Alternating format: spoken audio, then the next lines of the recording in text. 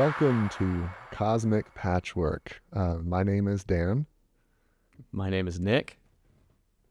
and we are here to talk about the things that we bump into in real life and how they relate to some philosophical paradigms that already exist and understand how our lives weave together with other people's lives and how we form this existence. Yeah, I like the phrase bump into because so much of what we talk about is just what kinds of things are we bumping into? Right? We could maybe have an app called Bump Into where we track the things Yeah, they bump into. like when you bump into truths. Ooh, truths. So that is that the idea of bumping into a truth or finding a truth, exploring a truth, that gets fraught really quickly. I'm curious what you think about truth in that phrase, especially as it relates to relationships and people's versions of arguments and this whole arena where really we deal with this all the time. Yes, we do. Truth.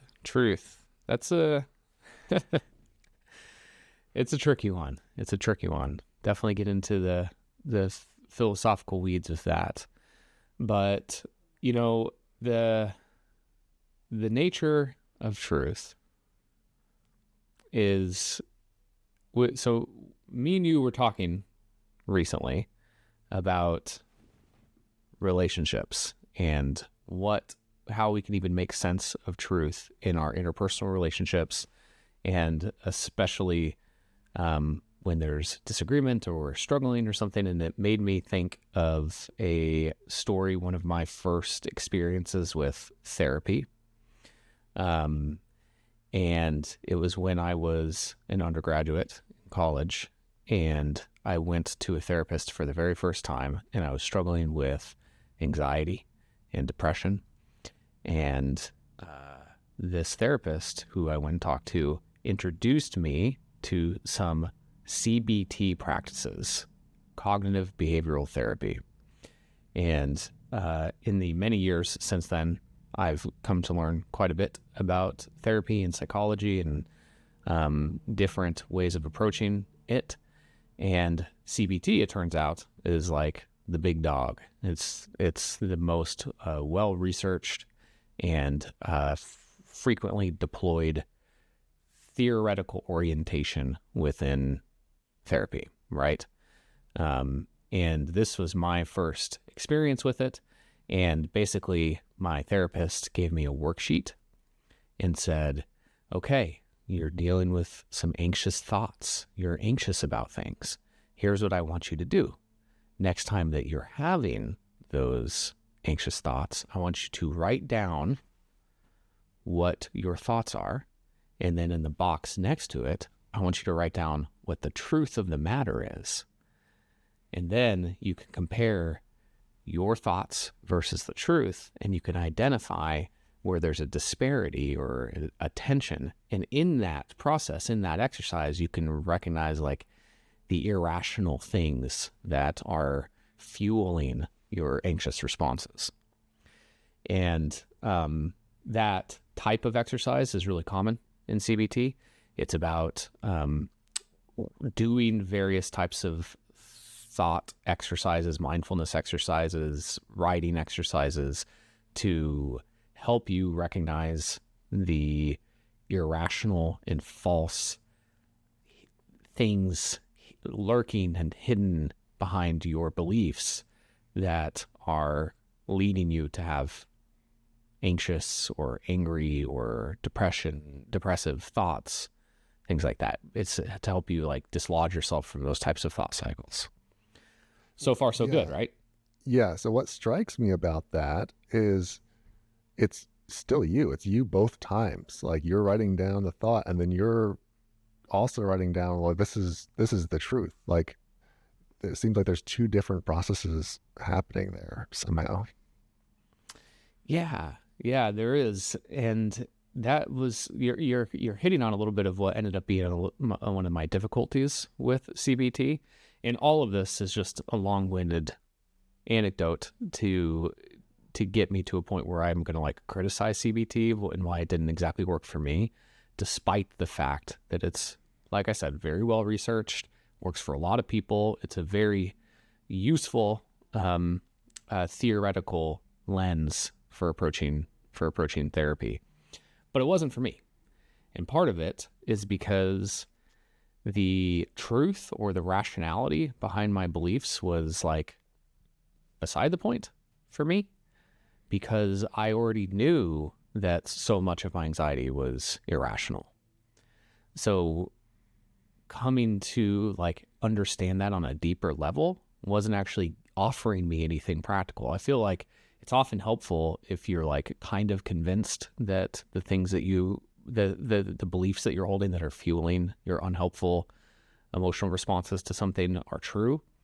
And then CBT can help you be like, wait, that's not totally true. People, if you're struggling with like paranoia or a lot of insecurities or things like that, and you're like trying to like adjust your relationship to reality.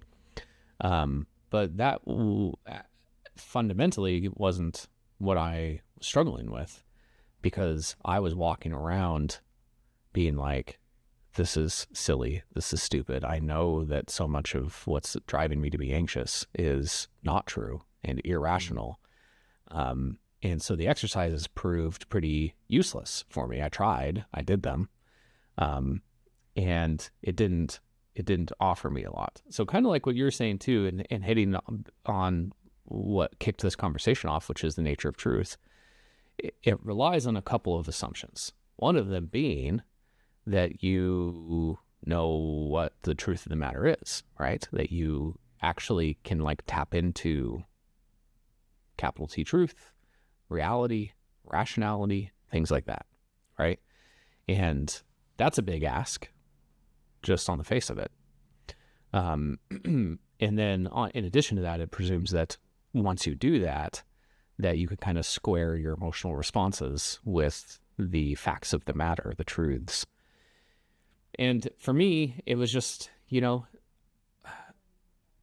the ongoing project of therapy always is being able to like align, for me, is like aligning my emotional responses to my values, to truths.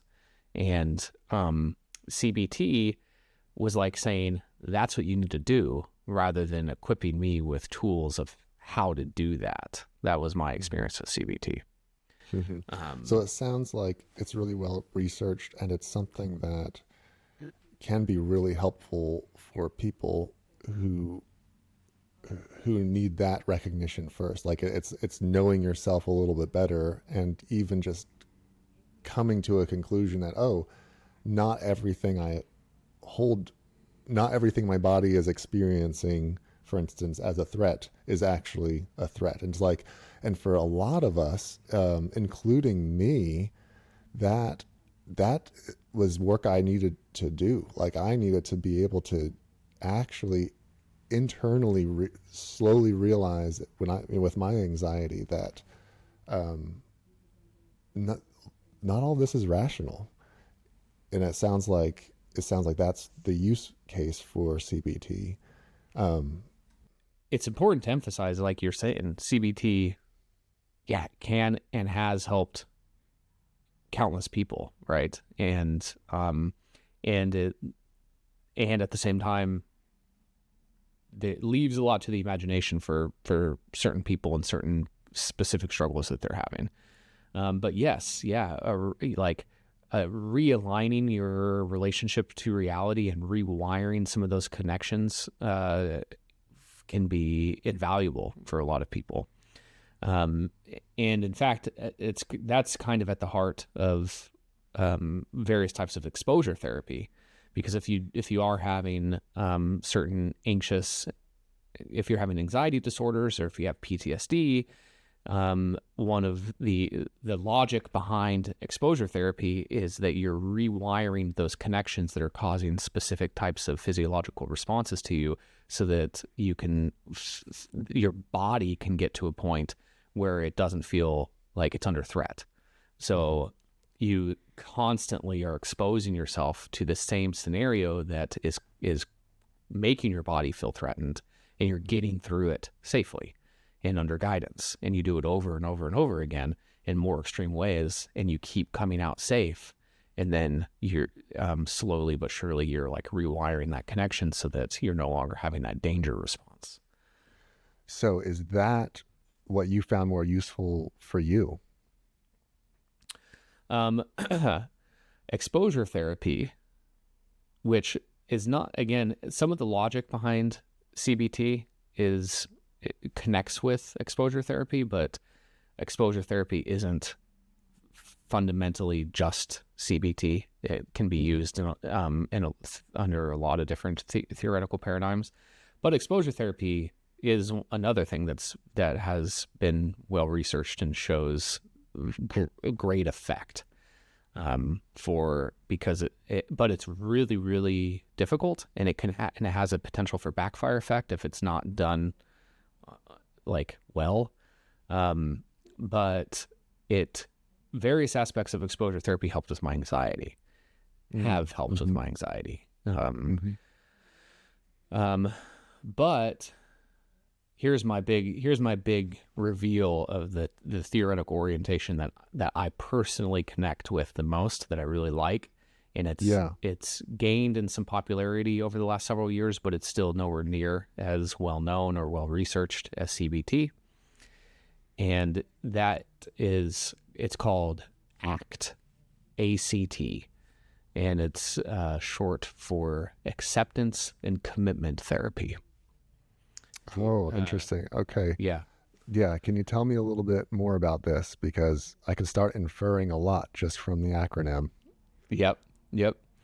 Well, for me, it's helpful framing it around CBT to kind of contrast it with CBT, which is why I brought up that whole anecdote in the first place, which at its heart, acceptance and commitment therapy is about accepting things and then committing to various types of practices to reorient your relationship to those things.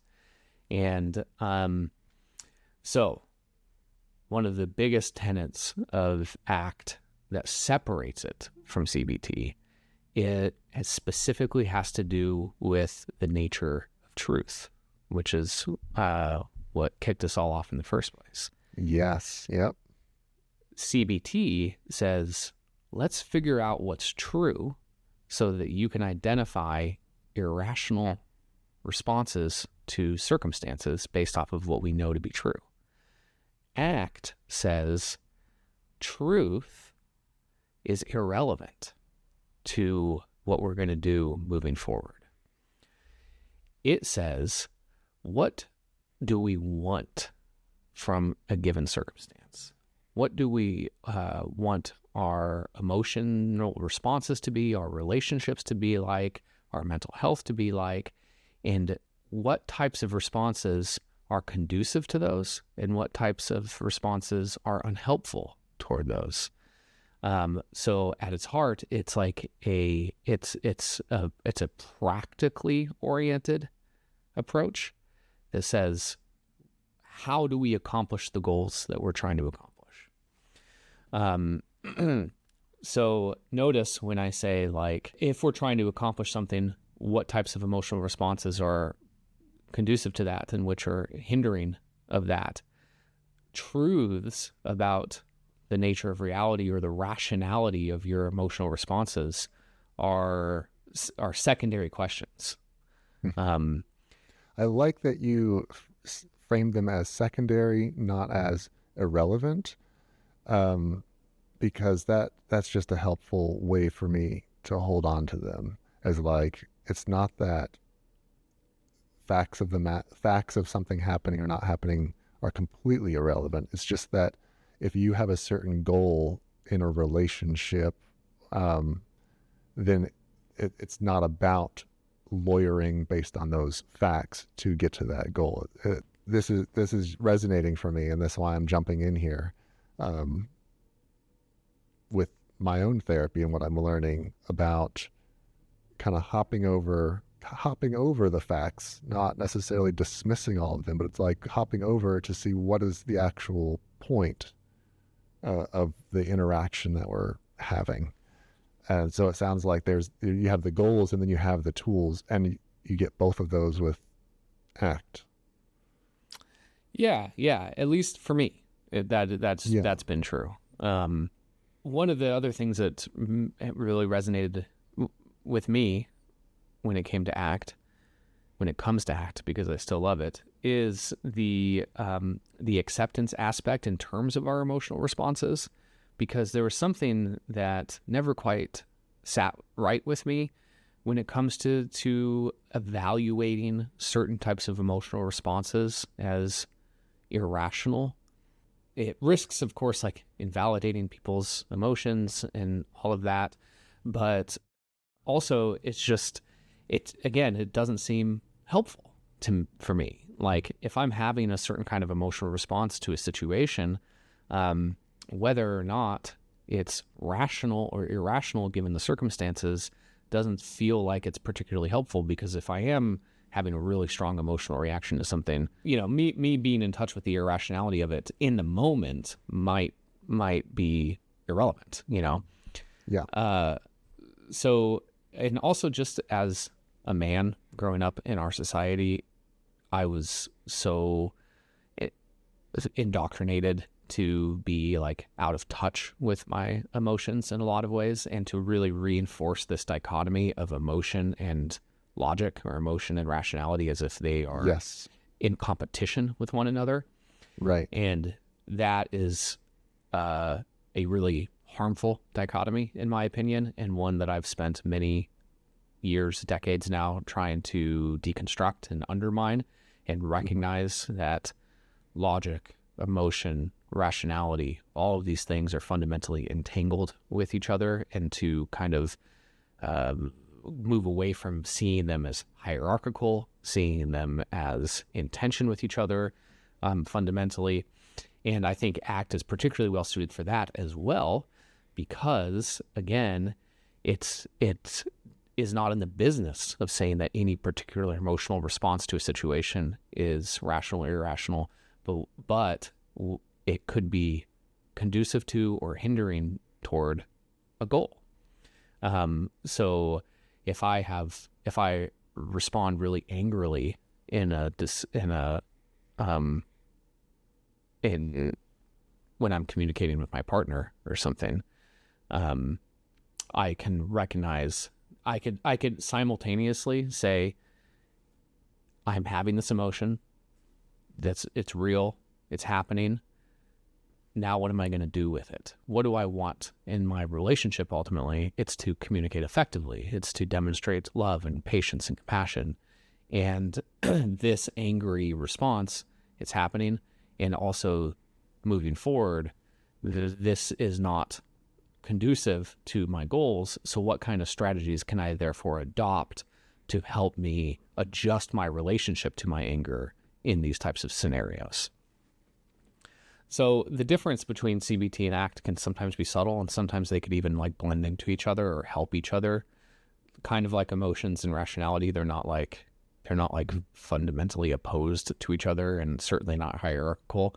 But for a lot of things in my life personally, ACT has proven to be more effective than CBT. And so I just wanted to I wanted to shout it out, because it doesn't get nearly as much attention. People are not nearly as familiar with it relative to CBT, which is much more common. And I just know a lot of people in therapy who are adopting CBT practices without even knowing that they are. Like, it's because so many therapists kind of like by default adopt various CBT practices, don't even necessarily name them and whatever. Mm-hmm. And I think ACT is worth exploring and talking to your therapist about, maybe. Yeah, that is very helpful. So let me try to give you a couple, like a scenario, maybe to compare and contrast how you might approach it from, um, you might approach it slightly differently depending on if you're focused on CBT or you're kind of in the realm of ACT. So it's two partners have a fight, and one person is like, "You said this thing about me," and the other person says like, "No, I didn't." Now, like right there, this is a pretty typical scenario. Or, "You said you would do this. No, I didn't say I would do that." And we've got this conflict. We've got two different versions of reality. Um, and why is it like isn't it helpful to know what's true there? I mean, it can be, it could be for sure. I mean, that would be the gold standard for CBT would be in this disagreement. If you could somehow like find evidence, like a text exchange or CCTV footage or something that reveals what was actually said, and then you could play it for the partners and be like, see, your anger was unjustified. It's irrational based off of the truth of the circumstance because what you thought was said was not actually said. So therefore, stop feeling that way. You know. So the truth of the matter can be obviously very helpful in like mitigating or guiding emotional responses. ACT, I think, is illuminating here because part of what I like about ACT is it feels very grounded in real life experience. It's a very experience oriented theoretical framework. And so ACT would be like, ACT, I feel like, is better equipped to help us moving forward under the assumption that we won't find that text message, that we won't find that CCTV, that we will not, that the past and the truth of the matter is kind of lost to us. So it feels well equipped to be able to set aside those questions of truth and say, okay, what are we doing in our communication that is acting as a barricade to us accomplishing our goals as a couple? And And I would also, I want to add in here, even if you did find the CCTV or the text message, what ends up actually happening in that relationship when one person's like, "Here, I proved it right," and the other and it's like the actual practical outcome of that happening often is just further, is like a further spiral where now the other person like wants to get back at the first person. And so like, even so in ACT, it's not just that, like, it sounds like it's not just that, like, well, throw up our hands, we're never going to know the truth. It's more that like, even if you do, it takes you the wrong direction. well said. I love that addition. I think that's a really beautiful point too. Is ACT is also equipped to say that sometimes the truth of the matter is actually still not conducive to the goals and outcomes that we want as a couple. And That's what resonates with me. yeah, yeah, and for sure, because I think you're right. Like, there's psychological reality of finding that text message, that CCTV situation, is so often in relationships, very much like you said, like an "I told you so." Someone feels, very validated and like right and self-righteous as a result, and the other person feels insecure and stupid, and then it's not always just because you've now like accessed an external arbiter of truth. That doesn't immediately mean that you Right. now know what the correct or rational emotional responses to that situation. That Right. those things aren't like one-to-one connected for sure. And it also doesn't help you achieve your goal if your goal is further connection with your partner. Right. Yeah. Yeah.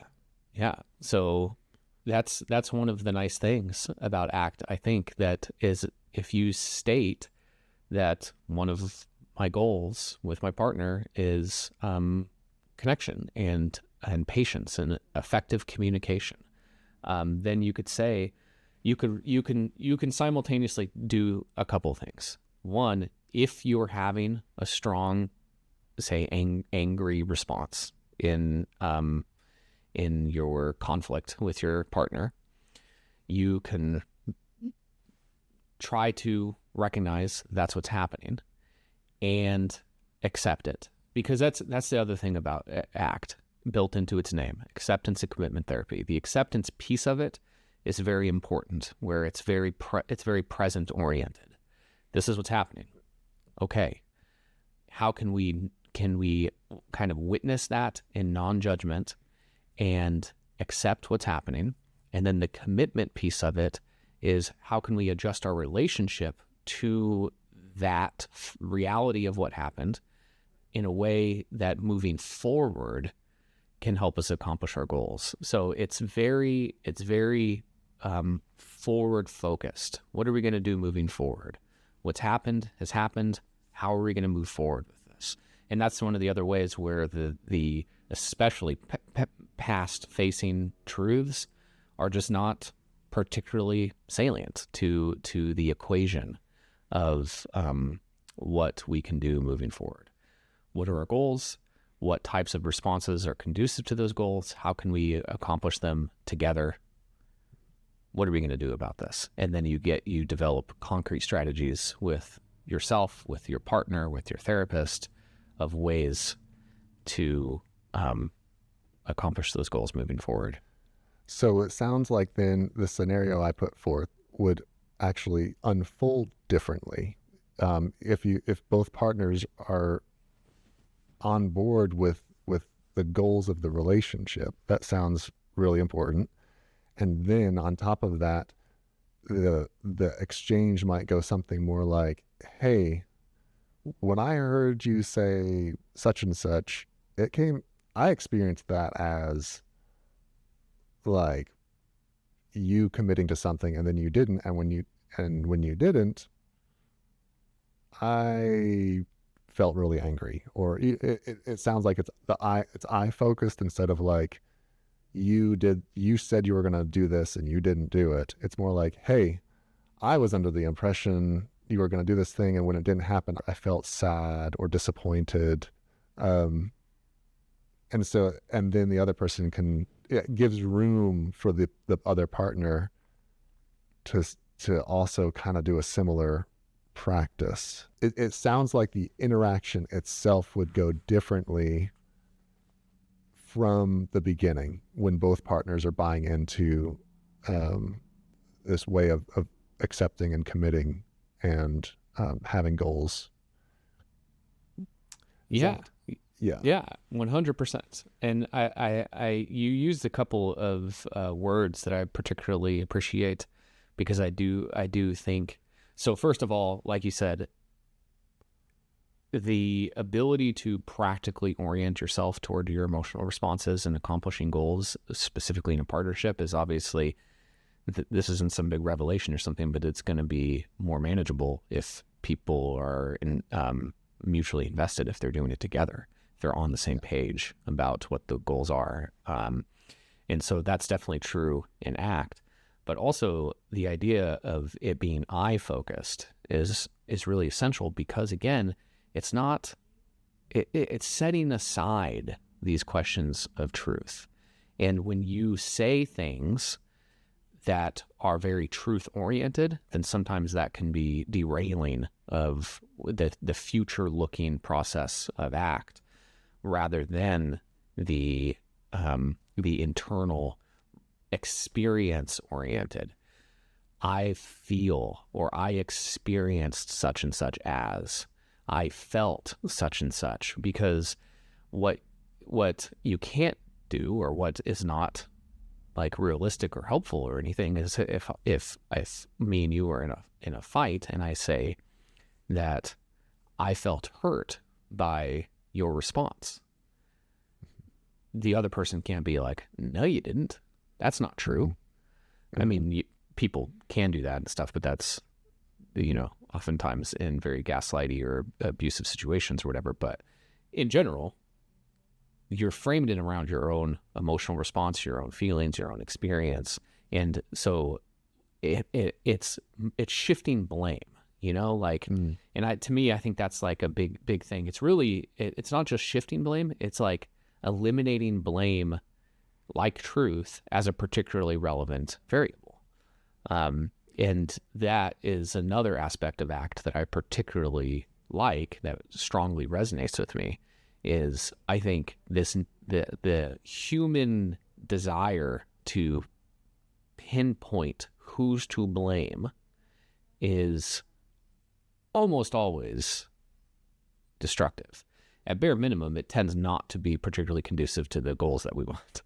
And and when we can frame things around our own emotional responses, it's shifting the conversation in a direction that isn't about who's actually at fault here. Who do I get to point my finger at? Where's the blame to be had? Those are rendered almost entirely beside the point in these conversations. Hmm. So, yeah, it's fascinating how quickly how quickly in relationships we can already be down the wrong trail. Like even in my scenario when I initially gave it, it's like just how that interaction happens would be adjusted if there's a different paradigm that you're working in, and it's just like coming to your partner saying, "I feel a certain way," um, instead of coming to your partner saying you did a certain thing. That just opens up a realm of uh, connection goals that makes sense to me. That is something that I'm learning, that my therapist, I think, has been guiding me to. Right? It's the simultaneously taking responsibility for our own emotions, which also means that we get to keep control of our own bodies and selves, where somebody else isn't controlling how I feel. It's like somebody else's actions can happen, and then I can know what my response is. Now I can decide whether or not to keep interacting with that person if it's a toxic person, or if they're constantly doing things that I'm constantly having negative, experiences from. But if I only ever blame them and have to get them to recognize something about themselves, I'm always tied to them. Mm. And if I can keep it on my side and be like, hey, I feel this way, doesn't matter what they think at some level, like, because that's exactly what you said. It does. They can't tell me, no, you didn't feel that way. I can be like, I felt a certain thing. So, but that does require us and me as a man in our society. It requires me to even know what I'm feeling, which that was a tall ask for a long time, to even figure out what I was feeling in order to say I'm feeling a certain thing, and not feel like having a feeling is invalidating.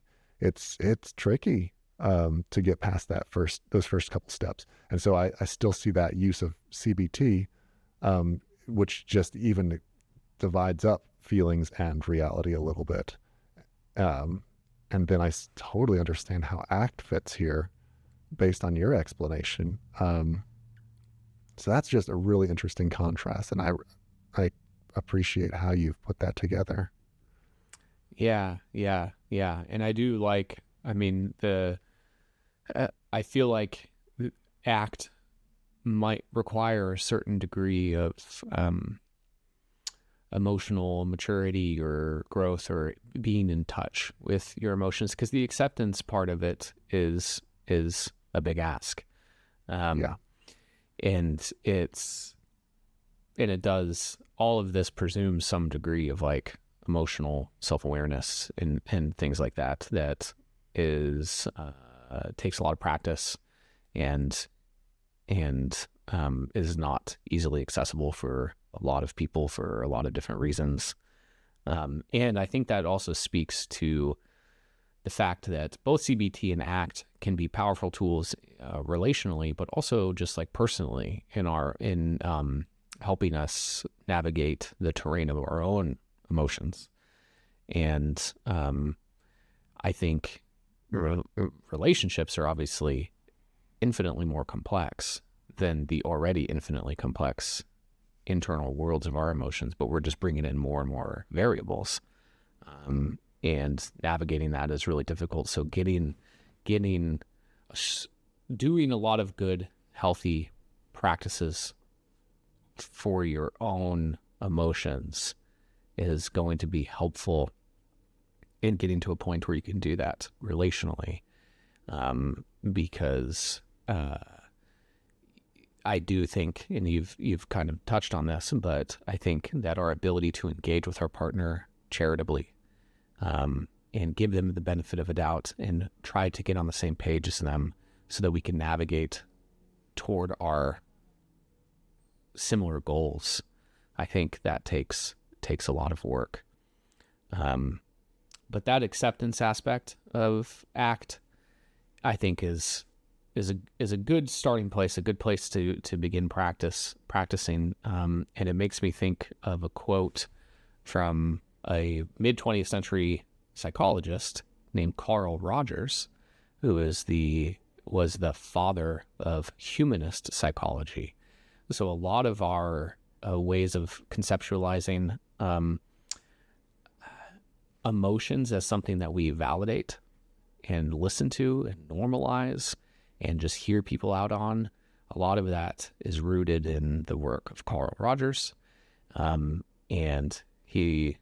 I'm a big fan. Carl Rogers was very cool, but he has a quote that I like a lot where he says that the curious paradox is that only when we fully accept who we are, exactly who we are right now, only then can we change.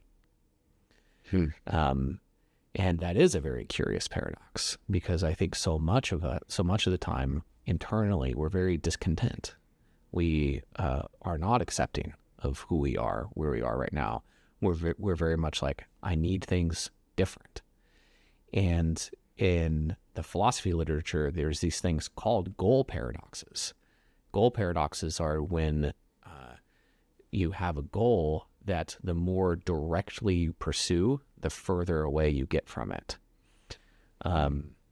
And change in oneself, at least as an extension of what Carl Rogers is saying here, can be a bit of a goal paradox, that the more we're just like dead set on changing our emotional responses to something, oftentimes the further it takes us from actually being able to do it. And I'm going to change my perfectionism. Exactly right. Exactly. Yeah. I'm gonna be the best person ever at changing my perfectionism. No one is going to do it better than I do. Yeah, exactly. And so, like getting to a point where it's not where you can fully and truly and deeply accept yourself, and that is the step toward change. It's a fascinating paradox, but I do think that it's very effective, and it is at the heart of ACT. That the whole reason it has built into it acceptance and commitment is that change isn't going to happen until you really have that kind of accepting relationship to yourself and your emotions and what's happened. That's the present element that can give you the future. Nick, it is always great talking to you. Thank you so much for this time to have this conversation. It's been a pleasure as always, Dan. Thanks for sitting with me and chatting for a bit. I loved hearing from you. Yeah, I don't have anything else to say besides that. I don't have a good outro. The best talks don't have a good outro because we don't want it to end. Each one's an ellipses. Nice. Well, till next time, Dan.